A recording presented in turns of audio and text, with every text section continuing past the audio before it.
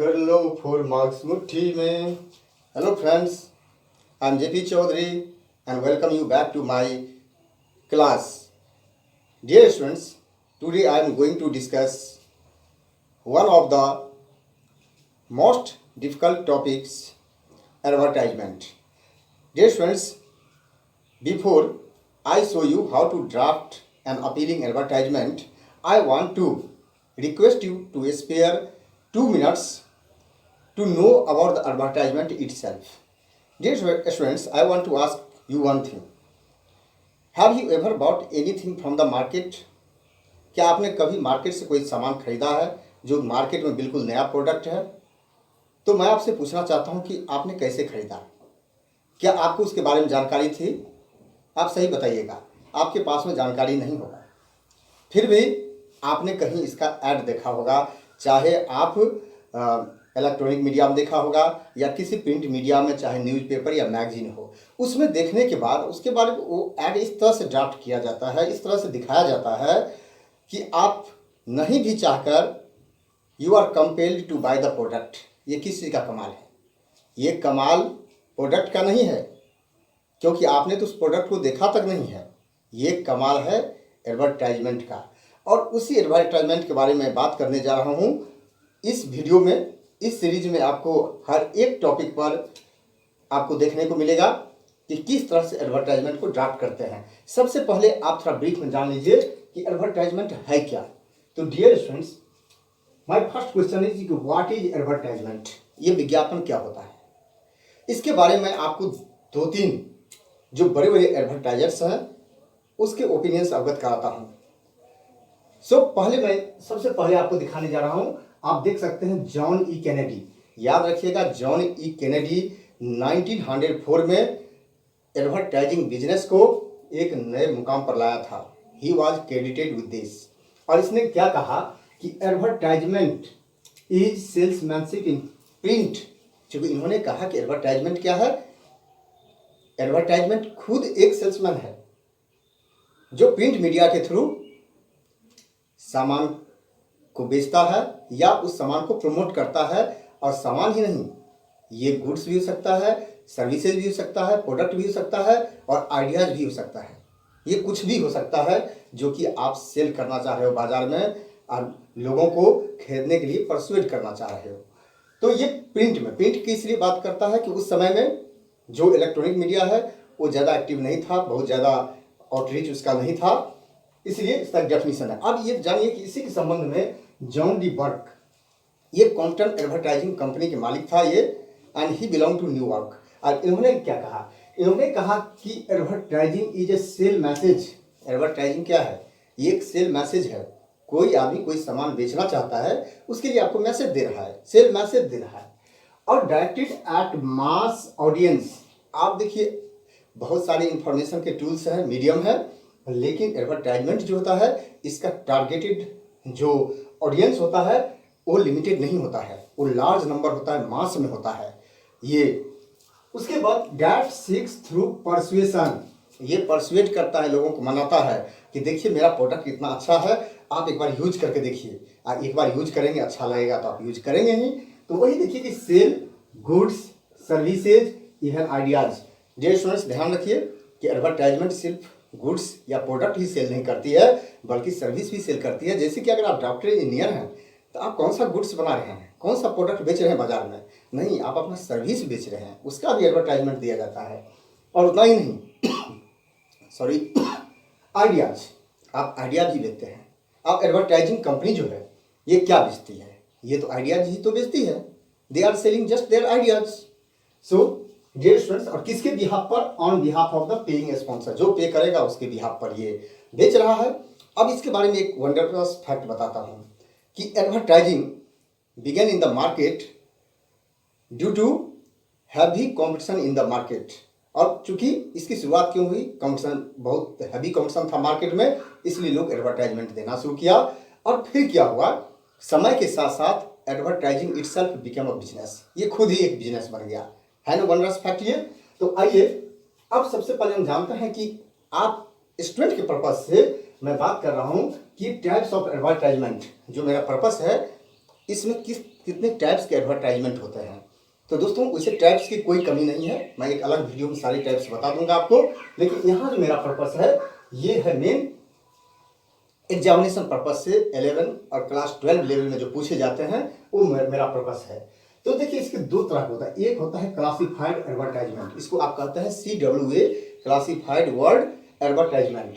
चूंकि word advertisement लगा है तो वर्ड में ही ड्राफ्ट किया जाएगा, इसमें कोई ग्राफिक्स और कुछ भी नहीं होगा।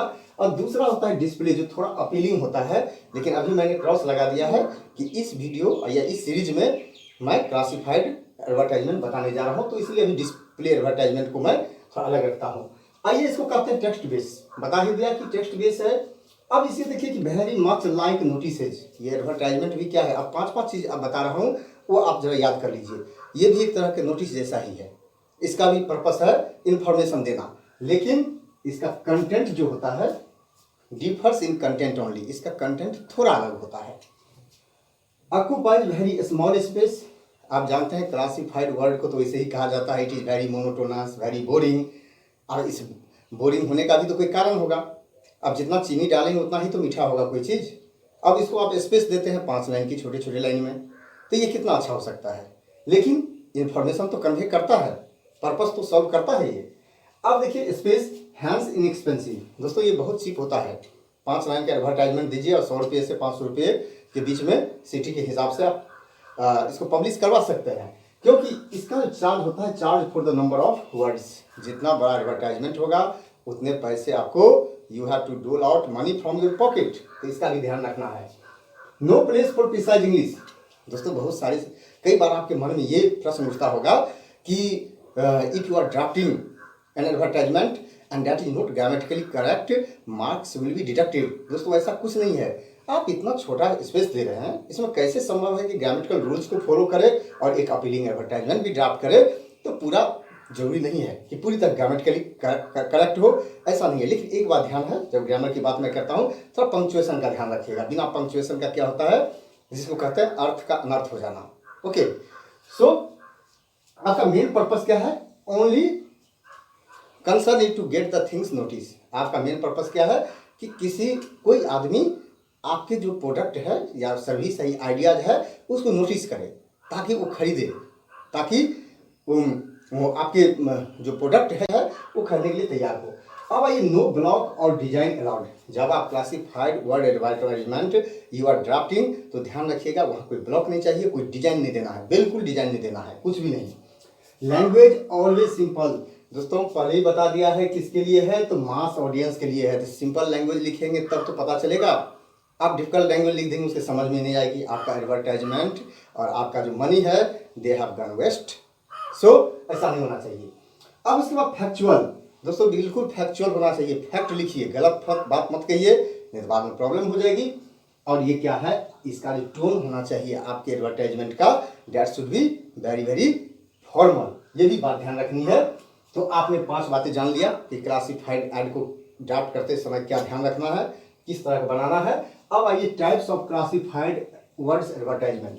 दोस्तों अब मैं टाइप्स का डिस्कशन कर लेता हूँ, वैसे टाइप्स की कोई कमी नहीं है, न्यूज़पेपर में various types you can see, लेकिन कुछ मैं आपको बता देता हूँ जो एग्जामिनेशन पर्पज से काफ़ी इंपॉर्टेंट है, वही मैं लेने जा रहा हूँ इसमें। पहला जैसे सिचुएशन वैकेंट, सिचुएशन वांटेड। दोस्तों यहाँ मैं थोड़ा क्लियर कर देना चाहूँगा कि बहुत सारे students, many students get confused here, they are not in a position to decide what to write. अब वैकेंट वैकेंट वैकेंट मुझे चाहिए, क्या चाहिए, कौन चाहिए, मुझे कोई काम करने वाला चाहिए या कोई सर्विस चाहिए, इसलिए यहाँ पर वैकेंसी है, मैं एम्प्लॉयर हूँ और दूसरे रखना चाहता हूँ, इसलिए ये एडवर्टाइजमेंट किस में जाएगा, वैकेंट कॉलम में। वांटेड, मैं टीचर हूँ और मुझे एक टीचिंग जॉब चाहिए, तब मैं क्या करूँगा। अब डोर टू डोर पूछने से भी तो बात नहीं बनने वाला है, तो सबसे अच्छा है कि एडवर्टाइजमेंट ड्राफ्ट करके वांटेड कॉलम में डाल दूंगा कि मुझे जॉब चाहिए। अब जिनको ज़रूरत है वो मुझे कांटेक्ट करेंगे, चूँकि उसमें मेरा कॉन्टैक्ट नंबर सारा डिटेल्स होगा। उसके बाद देखिए सेल एंड परचेज, दूसरा क्या है जो कॉलम हो सकता है, सेल एंड परचेज। अब उसमें क्या है, आप प्रॉपर्टी बेचे, गाड़ी बेचे या फिर अपना हाउस होल्ड गुड, घर के सामान बेचे, नो प्रॉब्लम, या आप भाड़े पर लगा दें उसको, टू लेट, ये हो सकता है। उसके बाद मैट्रिमोनियल अलायंस। दोस्तों आजकल तो देखते हैं कि जब न्यूज़पेपर की बात आती है तो मेट्रो सिटीज में देखा है कि 2-2 4-4 पेज केवल मैट्रिमोनियल अलायंस से ही भरा रहता है। इसका क्या होता है, सीकिंग पार्टनर। ओके, आप ब्राइड या ब्राइड ग्रूम जो भी आप खोजना चाहें उस कॉलम में आप डाल सकते हैं। उसके बाद है टूर्स एंड ट्रेवल्स। आजकल तो जानते हैं घूमने फिरने के पीछे तो लोग पागल हो गए हैं, और इसलिए so many travel agencies have also cropped up in the market and they are giving advertisement. कल अगर ऐसा आप बिजनेस करते हैं तो अभी आप सीख लीजिए, मैं आगे इसी सीरीज में बताऊंगा कि किस तरह से एडवर्टाइजमेंट देके आप एक अच्छा पैसा कमा सकते हैं। उसके बाद लॉस्ट एंड फाउंड, ये भी बहुत बड़ी बात है। कॉलेज और स्कूल से ही कुछ खो गया तो आपको सिखाया जाता है कि पहले नोटिस बोर्ड पर डाल दीजिए, लेकिन वही जब इसका लिमिटेड एरिया नहीं होता है तो सबसे अच्छा एडवर्टाइजमेंट में डाल दीजिए, लॉस्ट एंड फाउंड कॉलम में। ये भी एक अच्छा मीडियम है। आइए आप जानते हैं parts and components made of only 4 component. जितने भी एडवर्टाइजमेंट है ये सब पे लागू होगा। उसके मैं बता रहा हूँ उसके कंपोनेंट क्या क्या होता है। 4 पार्ट ये आप जान लीजिए पहले, फिर मैं शुरू करता हूँ एडवर्टाइजमेंट ड्राफ्टिंग आपको दिखाऊंगा। अब देखिए हेडिंग कैप्शन, सबसे पहले तो किसी चीज़ का हेडिंग लिखेंगे ना, आपको फॉर सेल करना है कि परचेज करना है, क्या करना है आपको। हाँ, यू वांट अ जॉब और you want to offer job to someone, कोई भी होगा, जो भी कैटेगरी है उसको क्लासीफाई कीजिए। इसीलिए इसका तो नाम पड़ता है क्लासीफाइड, क्योंकि आप क्लासीफाई कर देते हैं कि सेम टाइप को ऐड जो है सेम वे में क्लासीफाई किया जाता है और सेम कॉलम में उसको प्लेस किया जाता है। ओके, और इसको कहाँ लिखना है, तो टॉप एट द सेंटर लिखना है, सबसे ऊपर में लिखना है।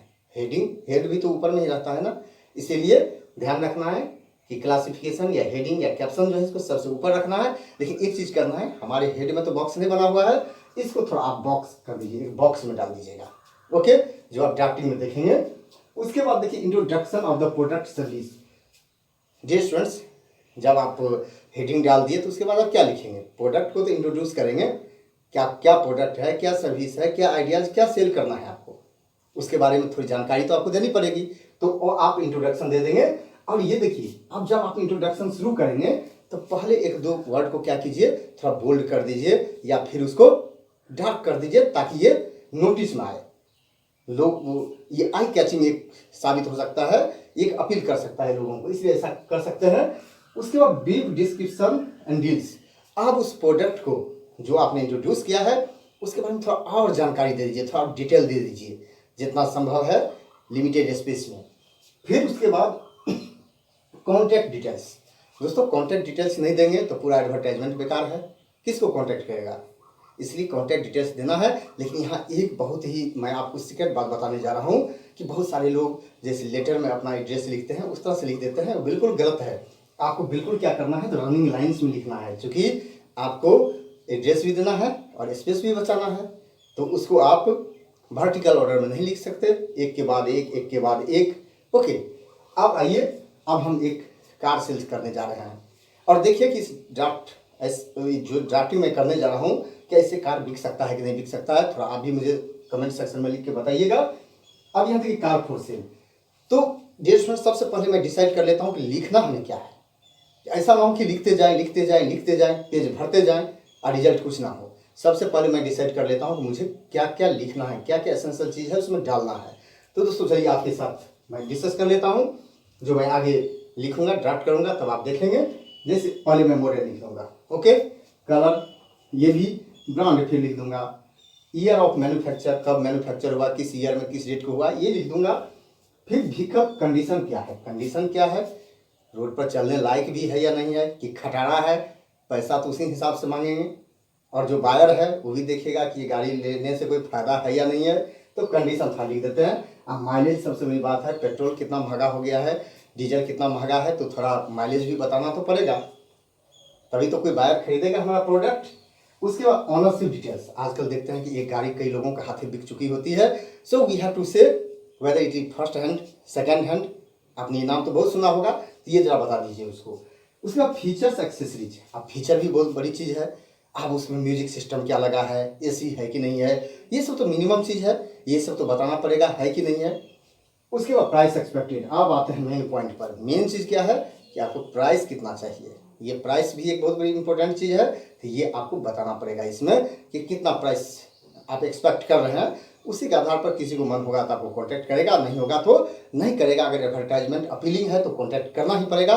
तो चलिए अब देखते हैं कि रियल एडवर्टाइजमेंट ड्राफ्ट करके वो कैसा दिखता है और ये सारे एलिमेंट्स उसमें है या नहीं है। अब आप देख सकते हैं कि ये जो एडवर्टाइजमेंट जो आपको दिख रहा है ये ड्राफ्ट किया गया है, और इसमें आप देखिए सबसे पहले आप इसके जो लेआउट है आप लेआउट को देखिए। लेआउट में आप जो सबसे पहले आपकी नज़र में जा रहा होगा ये है यहाँ पर dual box, first box and second box.